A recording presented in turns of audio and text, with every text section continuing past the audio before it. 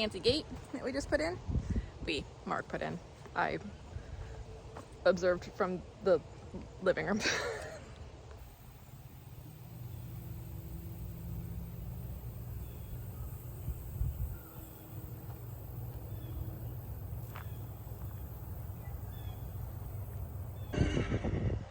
Hey Schmitz. Hey, it's Kristen from our Downey Farm.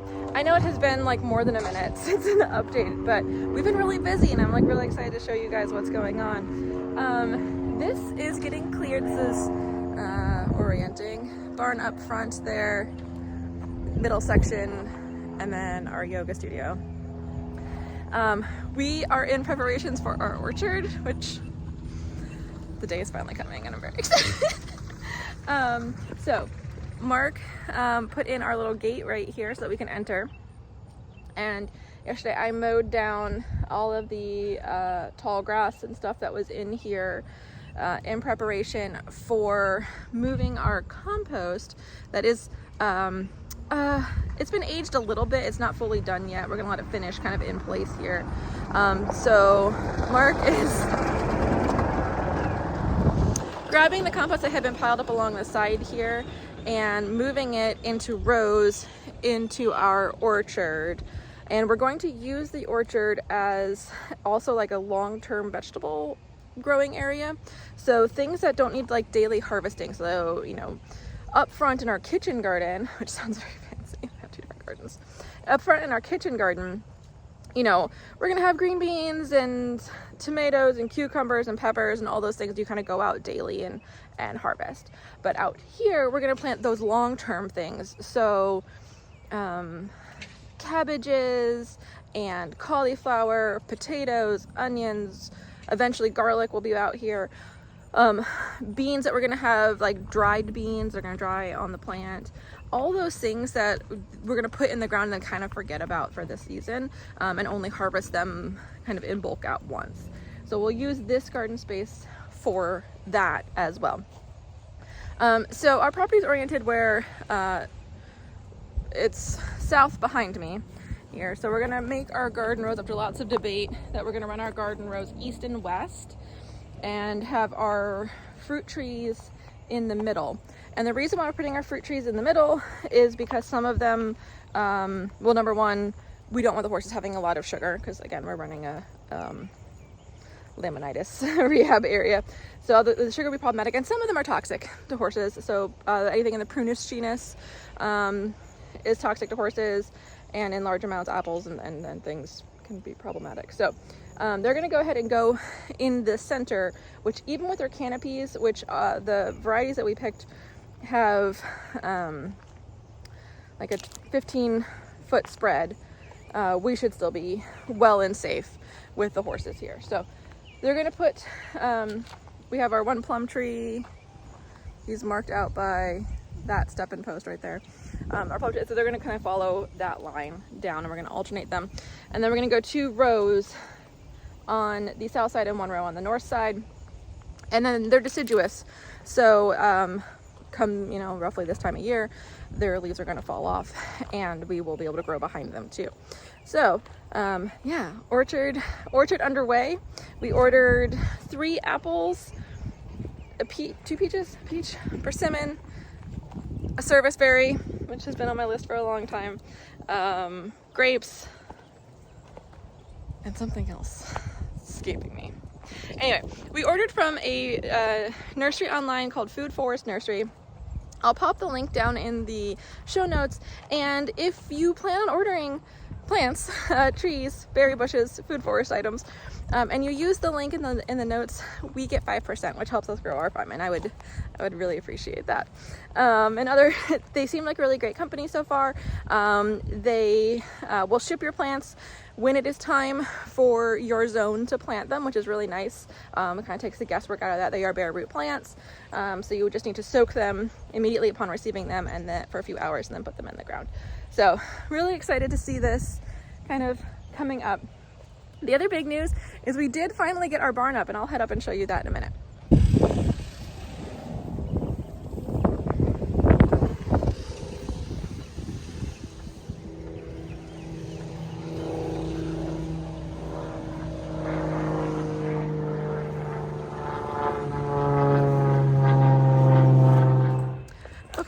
So when I made my last video, we were talking about tearing down the old garage, which was leaking and wet and all of those things, and completely unsafe.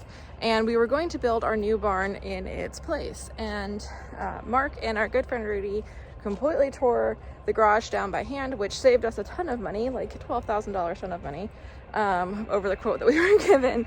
And then once the garage was down, bless them, I looked at this and said, I don't want it to go back up. So we decided to just resurface this area. Sorry, there's couch or chair cushions. And we did stamped concrete on it, and now this is going to be our yoga deck. So we're going to be able to do outdoor yoga near the garden, near the horses, and still keep our now pretty view of the field next door. So plans change is what I'm saying. So that meant that we had to tear down the chicken coop, which was over here, and we generously, Mark, after tearing down the garage, graciously tore down the chicken coop within like a day or two so that we could get the barn put up.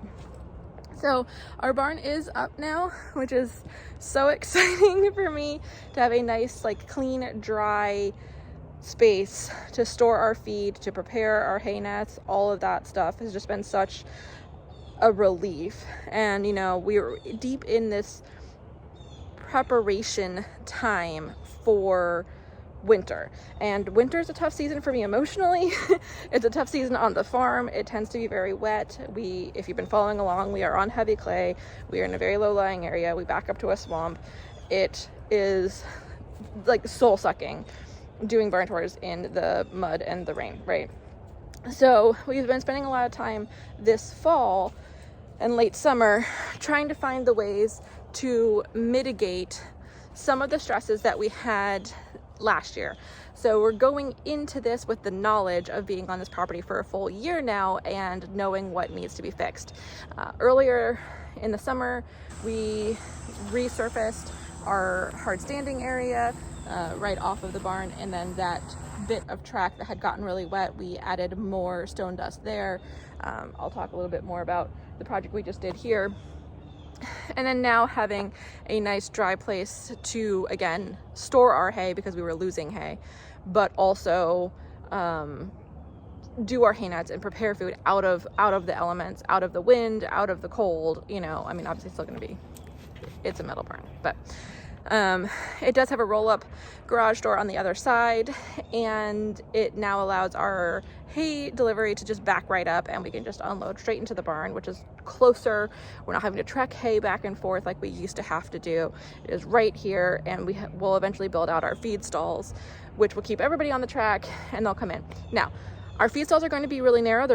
I consulted with our vet, and we're going to make them about 3 feet wide. I imagine we're going to have a training component to that, where we're going to have to teach them how to come into these stalls, which are going to be a little on the claustrophobic side. Luckily, we have 3 of the horses who are already used to coming into the building because of the little setup, the temporary setup we have now. But as we build those out, I imagine that there's going to be about a month or 2 of adjustment period to getting the horses in and relaxed. So stage 1 is we're putting up the kickboards, stage 2, building out the stalls, and I'm just really excited to kind of have that managed.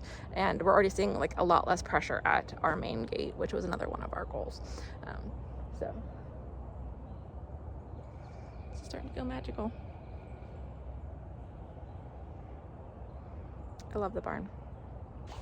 So one of the things that's happened since you've been gone is that my cousin had fixed up an old club car that he got from somebody, and he drove it here from Wisconsin, and it's been life-changing in the speed of getting barn chores done, and night check goes so fast now, and it's just really made things a whole lot easier. I was like, oh, I'm gonna miss taking all the steps. I don't. It's been phenomenal. So we also have the back open of the back track now, and Rose has been doing really well. So I think that the grass is pretty minimal, and the extra movement has really been helping her. Aoife has lost some weight, which is perfect. And because we've been supplementing with some alfalfa for the kids who need it, everyone's body score looks really good. I'm really happy with how everyone's looking at this time of year. So I don't want to mess with the system too much because it does appear to be working with the back open, which gives the horses so much more space and movement. What I do now is that with all the horses out back, I go and I stage everybody's food. So like Ali and Belios, their food can finish soaking in their buckets where they eat. Obviously Rose, Aoife, and Remy, theirs are going to soak in their feed bags, and I will stage them right by where we let the horses into the feed stall, the current feed stalls to eat. And so the horses don't have to like watch me walking around and setting feed while they're up here. So in a best case scenario, I'll be able to call them up. I'll have the feed bag horses like bags ready, and I'll just put them on and then let the horses who are into stalls into their stalls. So the more that I can avoid having them watch me prepare food or watch me walk around with food, the calmer everything goes. And reducing stress is like number one on our list of trying to keep these horses happy and healthy. The other thing we've been doing with Rose is that she is alternating time in and out of her boots. She is sound out of her boots right now, but the track does wear down their feet, and we want to make sure that she's keeping a good sole depth. So we do about a week in and a week out of boots. One of the funny things is that her feet have really tightened up, and so her flex boots are actually too big for her now. So her guardian is ordering another pair of boots for her. So we've been in and out of Clouds. These probably are a bit of overkill for where she is in her like rehab journey right now. But I don't want her overdoing it on the stone and us losing the progress that we've made. So today when she comes in to eat, she will get her boots put on, and she will keep these boots on for about a week, and then we'll give her a week out of them again. We've also been doing touch-up trims on her. We were doing weekly, and our trimmer came out and said that everything was looking really good. We might even go to doing like even smaller trims every like 3 or 4 days, just to keep her in a nice tight cycle and her feet looking really healthy. So everything seems to be working well there. So boots on. So yeah, I'm gonna go set up everyone's food where it's going to be at its final resting location, and hopefully I can get that done before the horses come back up.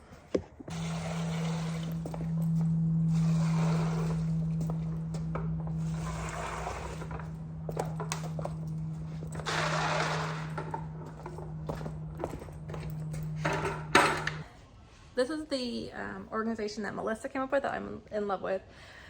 We were using these little containers to do Dakota and Rose's supplements, and we always had to like dig through to find which ones were full and which ones are empty. So she made these 2 shelves, one that has the empty containers and then ones that have the full ones, so we can just grab them and know they're ready. Dakota gets hers top dressed, so they're gonna hang out there for a second, but Rose and her mom has labeled her AM and PM because her meds are a little bit different, and we find that she actually eats her pills better if they soak in her food for a little while. So hers gets added now.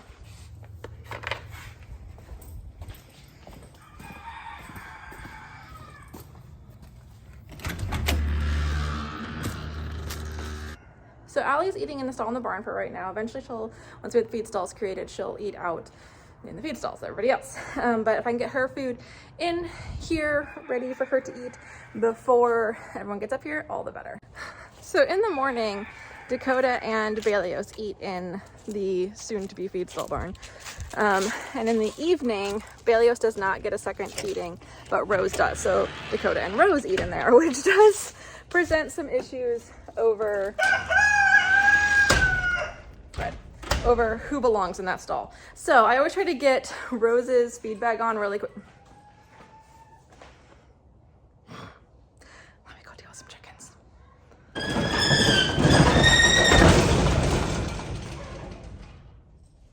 Okay. So now I'm gonna go ahead and stage Belios and Dakota's food, and I will just add Dakota's, the stuff that she gets on top right at feeding time. So okay, with things mostly soaked now, I'm gonna go ahead and top dress everybody who needs to be top dressed. So like Belios and Remy get a little bit, and Dakota gets her stuff. So I'm gonna go ahead and add that, and then I'm gonna go ahead and pre-stage the feed bag crew so that I can just quickly grab theirs. They still have a little bit of soaking left to do before the horses come back up, but everything is like at a point where I feel like adding the top dress stuff will stay nice and dry.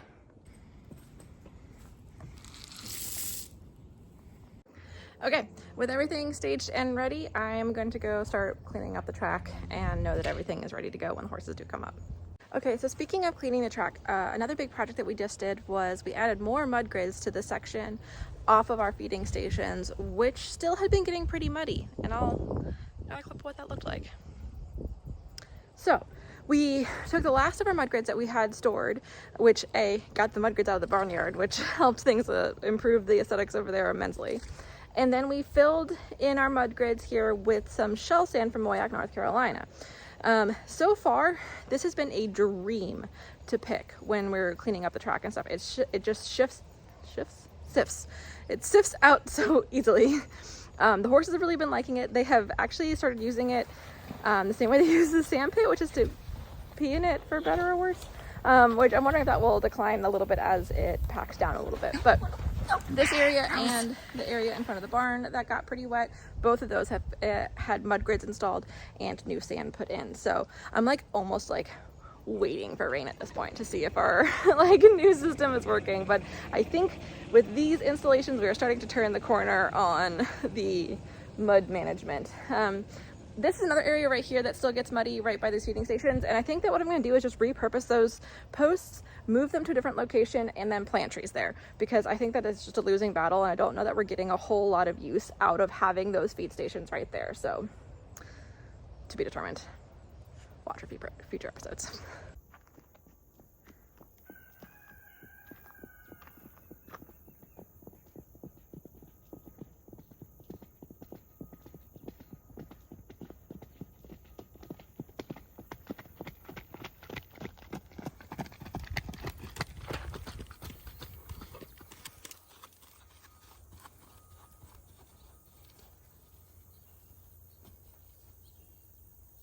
Aww.